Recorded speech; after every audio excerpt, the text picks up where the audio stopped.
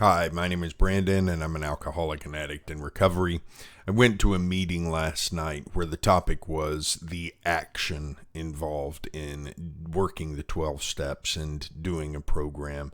And so as these things happen, the first thing I read this morning was also about working the program rather than just working the meetings and going to meetings. So I want to read some from Recovery 2.0 by Tommy Rosen, see what he has to say about this, and then talk a little bit about my experience with working the program and what it really looks like. So Tommy writes, people who attend 12-step meetings fall into two main categories. Those who work the program following the 12 steps outlined in their fellowship's version of the Big Book, and those who don't. In the latter group, you have people who have gotten sober simply by attending meetings. I know some of them well. These are what you might call the ultra-reformed participants of the congregation. Their approach to the program is based on community and fellowship rather than on self-study with 12-step work. That's why I call it working the fellowship. I'm not standing in their shoes and so cannot say how their approach is working. However, most of the people I have encountered who struggle with acute addiction have needed devotion to some kind of spiritual path in order to find peace and contentment in their lives and stick with their recovery.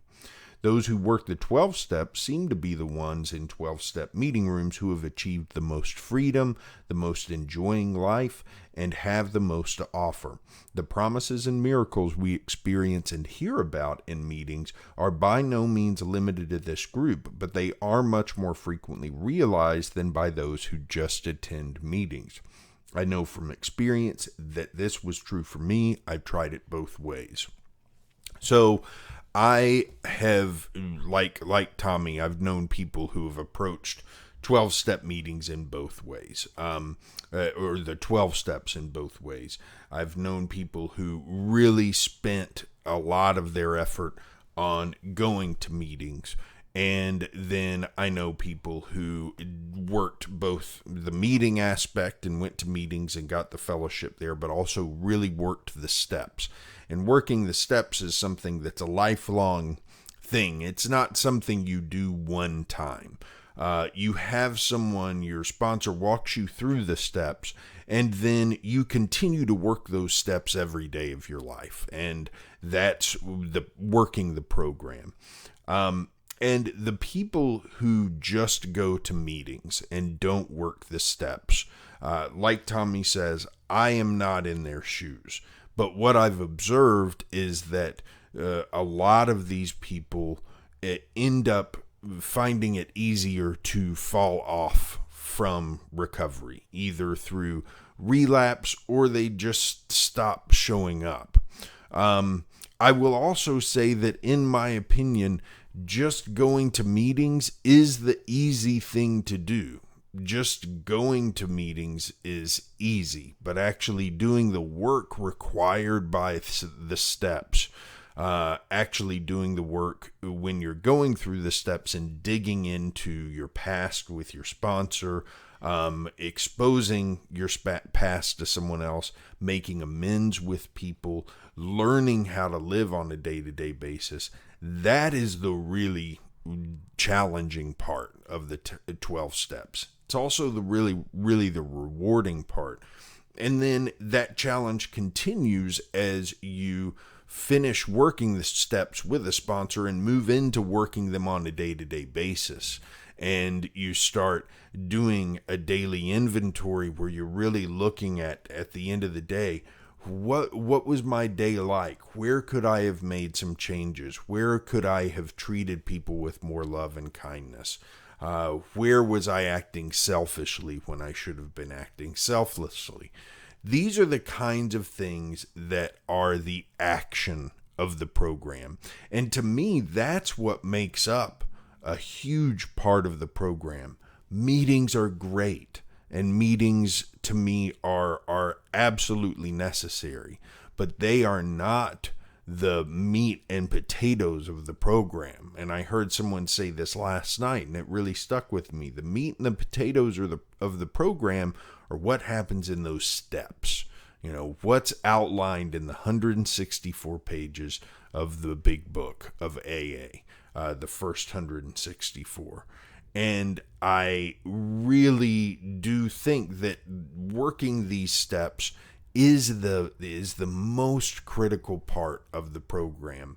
The meetings, the fellowship, that's fantastic, that's important, but how you live on a day-to-day basis and how much priority you're placing on working those steps, that to me it has been a really good predictor of who is going to continue in the program in the long term.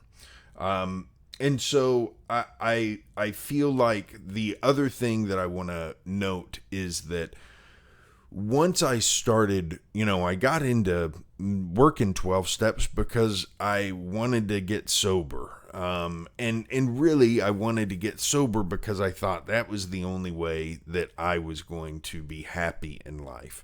But I realized quickly that me being happy in life while being sober was a requirement, that wasn't enough. I had to find a new, more spiritual way of living. I had to live in a way where I was focused on growth, where I was focused on living intentionally and finding values that I could look to and that I could use as guides for my action in life. And I had to find a way to live that allowed me to walk a path that I could be happy with, that I could be proud of. And I couldn't do that just by getting sober and going to meetings. I had to do some very specific action-oriented work in order to do that. And that action-oriented work is what's laid out in the 12 steps. I feel very strongly that I would not be where I am today, and I would not be enjoying life at the level that I'm enjoying it and feeling the level of contentment that I have with life. I would not be there without all of the action required, not only to work the 12 steps with a sponsor, but to continue working them every day. So it's very important to consider this when you're looking at what you're doing in your 12-step program, if you've chosen that program, and if you're considering a 12-step program, knowing that it's not just about going to meetings every day. I personally don't go to meetings every day. I try to make it to at least 3 meetings a week, although I certainly did more than that when I was first getting sober. But right now in my recovery, I try to make it to at least 3 meetings a week. And then most of the work that I do on my recovery happens during the day, and it happens all day long. I'm catching myself in old thought patterns and saying, whoa, you got to slow down, and you're getting, your pride and ego are getting in the way. Step back some, reconsider this. I find myself getting irritated, and I have to step in and say, hold on, you're getting irritated with something. Consider what you can do to help someone else in this situation.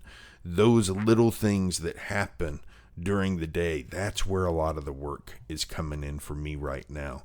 And the goal of being sober kind of fades into the background because I just know that I can't do drugs or drink alcohol and live a spiritual life. I can't do that. I'm not capable of it. So all I know is that I can't do that, and if I continue this path of action, then I won't feel the need or the desire to get involved with drugs or alcohol again. And so being sober actually ends up becoming not really the action of the program, but the result of the program. The goal is, not to try to stay sober and actively fight the cravings. Because I work the program, those cravings don't even exist anymore. And that's one of the biggest miracles of the program. But to get it, you gotta take action. And that action has to take place outside of just the meeting rooms that are offered through the program. That's it for today. I'll be back tomorrow with more. Have a good one.